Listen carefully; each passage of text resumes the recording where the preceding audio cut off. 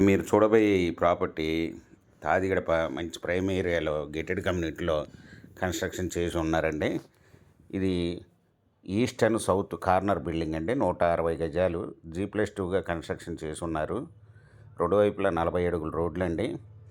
ఇది వచ్చి ground 2 car parking and single bedroom అండి.